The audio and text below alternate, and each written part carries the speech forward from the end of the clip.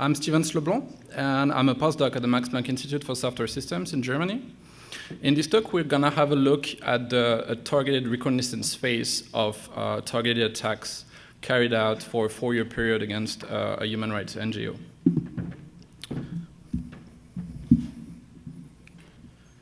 So very briefly, I would like to go through a timeline of targeted attacks that we've seen in the wild. Perhaps the first report was the GhostNet report published by our friends from the Citizen Lab in 2009 that documented the monitoring of a handful of compromised hosts targeting the Tibetan NGO, the Tibetan community. Then in 2010 was the Stuxnet attack, which is maybe the most prominent targeted attack. It was a collaboration between the NSA and its Israeli counterpart to sabotage nuclear facilities in Iran, and it used 40 days to replicate over USB the network and also to escalate privileges. The same year was the Aurora operation that compromised Google and that used emails in order to propagate. 2012 was the RSA watering hole attack. That was a drive-by download with an interesting twist where the website of that is visited by the target is compromised, so it doesn't need to be advertised in a spear phishing email, for example. And then in the last few years, we've seen a number of attacks, mainly targeting NGOs and civilians. And I believe that this session is one of the few first batches about targeted attacks that has been peer-reviewed. So in the following, I will qualify targeted attacks as attacks that target specific users, organizations, or small communities of users into installing malware. And the first 2 talks that we see in this section fall into that category as well. So before I dive into the measurement results, I would like to tell you a few words about how we acquired our data set of targeted attacks. In 2013, we contacted over 100 human rights NGO, mainly located in areas where targeted attack had been reported. Then we found one NGO that was willing to collaborate, WUC, that represents the Uyghur. It's an ethnic minority mainly living in China. And that has about 10 million persons worldwide. And interestingly, this NGO is funded through an American NGO by the US Congress. Then we came in touch with 2 affiliates of the WUC who shared over 1,500 emails that they deemed suspicious with us. And using manual analysis, we found out that 1,100 of those emails contained malware. And furthermore, by looking at the email fields of the recipients, we found out that recipients that were not part of WUC were also targeted by the same attacks. So to link back this observation with our definition, in our case, the data set that we acquired seems to qualify as targeted because it's the same community of users that is being targeted.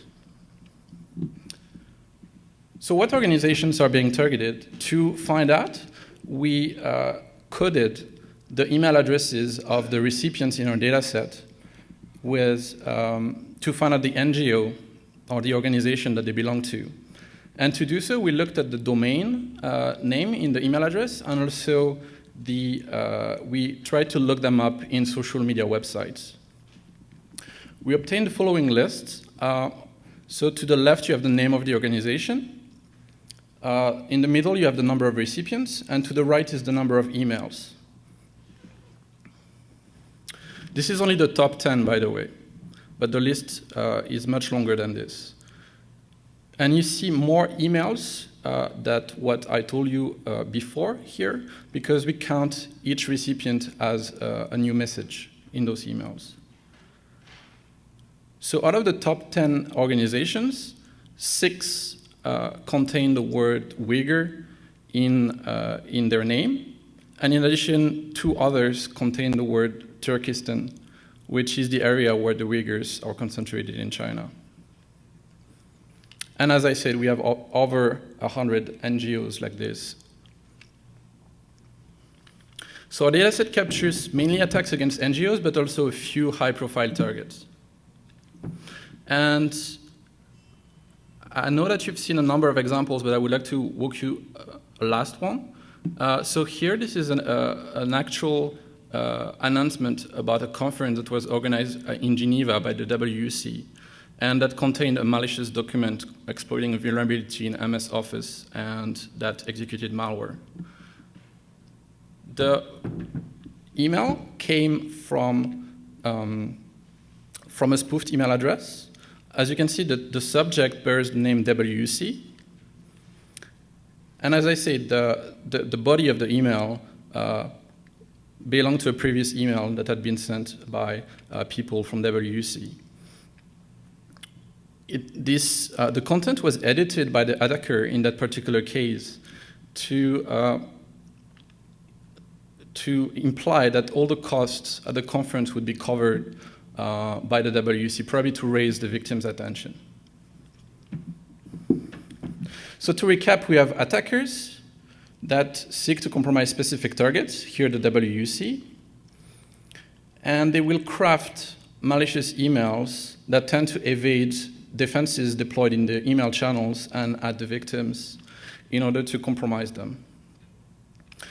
This is the outline of our paper. We've covered the data already.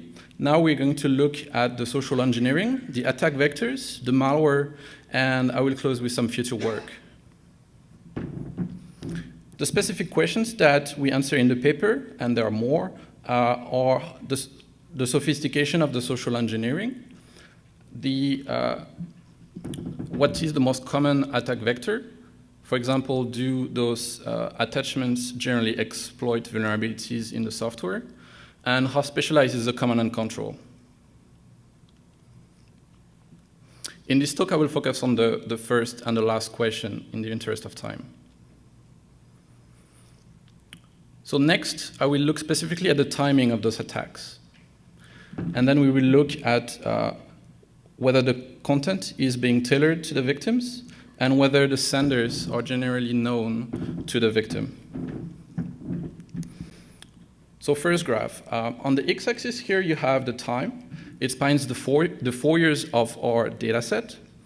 We have one data point when one of the email address in our data set received malware. And then we vary the size of the data points to indicate the number of malware that was received in a particular month. Then on the y-axis, we have the top 60 recipients in number of emails containing malware that they received, grouped per organization. So we have the WUC, ETUE, which is another Uyghur organization, and then all the others at the top. The rows of our volunteers are shaded, so this is an example of one of our 2 volunteers. And that specific volunteer joined the organization at the time of the red line. So what you see to the right of the red line, where the data points are bigger, is because at that point in time we had 2 volunteers sharing data with us instead of 1. And interestingly, the month following the arrival of that volunteer, he started to receive malware. So we have attackers that are pretty responsive to arrivals of new volunteers. Then, more generally, what we see is that despite the fact that we have partial data for all the other rows, but our 2 volunteers here, they are targeted often. Almost every month they receive malware. Over long periods of time, the attacks span the 4 years of our data set here, and they are spread over several targets that may belong to the same organizations. Next, we look at the tailoring of the topic and the language of those emails. We have 2 sets of bars, one for all the emails, so where we have the 1,100 malicious emails to the left, and a second set of bars that correspond to the topics that we have coded. So we have topics pertaining to WUC, the Uyghur, human rights, others, and unknown. And we also coded those emails to find out what language they were written in. English, Uyghur, Chinese, and others. So again, to the left are all our malicious emails. And if you look at the top 3 topics, WC, Uyghur, and human rights, you see that over 90% of all the emails were pertaining to at least one of those topics. So the topics are very tailored to the victims. And in addition, there is an interesting trend. As you move to the right here, you see that the emails tend to be written in English. So the less specialized the email, the more likely it will be written in English, which may indicate some underlying structure in the hit lists that are used by the attacker. So in conclusion, the topics and the languages are manually tailored to the targets. Next, we look at whether the emails generally impersonate contacts of the targets. Here we have 3 sets of bars. The first one corresponds to all the malicious emails again, and then we have 1 set of bar per volunteer and per year. Here the coding was done by our volunteers because we do not know whether an email address was known to them. So the spoofed category here corresponds to an exact match with an email address that was known to the victim. Typo is almost an exact match, but not quite, with letters being swapped, deleted, or added, for example. The name or the email address was different, but the name corresponded to an existing contact of the volunteer, and suspicious corresponds to random-looking email addresses. So what we see is that overall, there are over 80% of all the emails that were received by our volunteers that used one form of impersonation or another. And over the last 2 to 3 years, this is over 85% of all the emails that they received.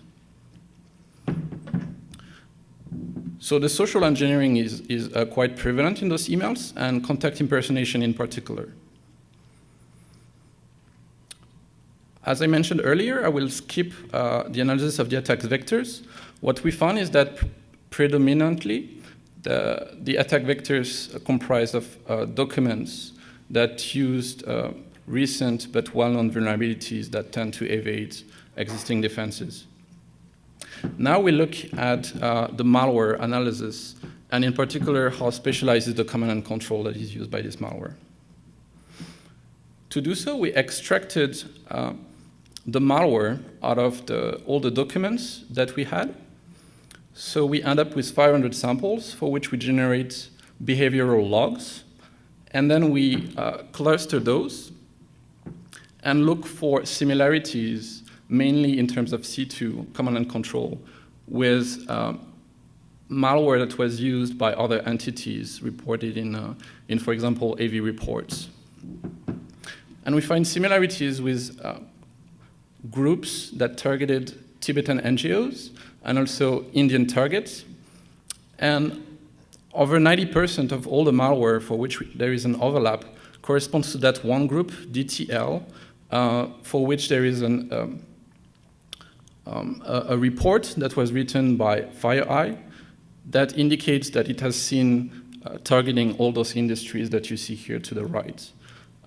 That include the US governments and a lot of other organizations. And as we have seen, this particular actor also targeted WC, other NGOs, and civilians. So the C2 is used, the same C2 is shared among a number of targets.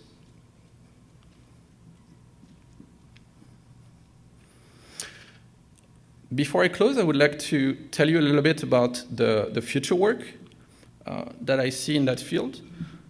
Here we focused on the attack reconnaissance and the analysis of the social engineering, attack vectors, and malware.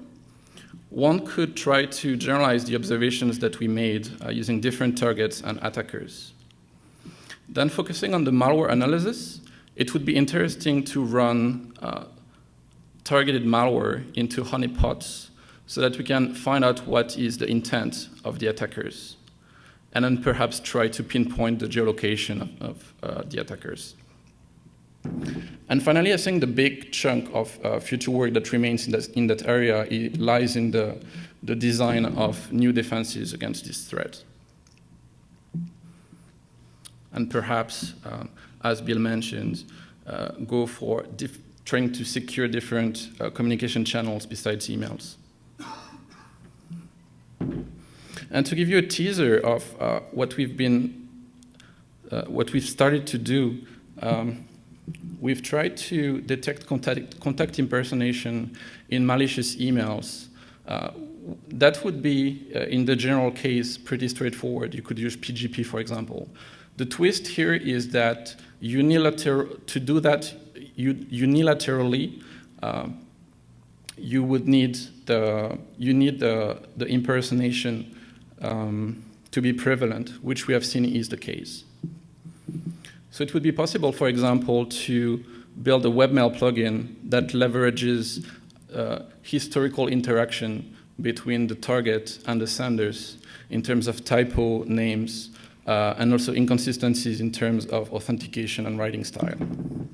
The writing style is particularly interesting because it could apply to a wide range of applications beyond emails. For example, social networks could also be a target application. Then, of course, if both users support that plugin, they could revert to a stronger form of authentication, such as cryptographic signatures. And optionally, the users could choose to upload the attachments to a trusted third party that would perform a complementarity analysis besides the one that is done by the webmail. That concludes my talk. So I've presented you an empirical analysis of 4 years of targeted attacks against the human rights NGO. We've looked at the social engineering, and we have seen that the content of the email was very tailored to the victims, that sender impersonation was the norm. And then we've seen that the infrastructure used to perform those attacks was shared among a number of apparently unrelated targets. And finally, to incentivize the community to do research in that field, we release our data set of malware that you can find at this URL. Thanks for your attention.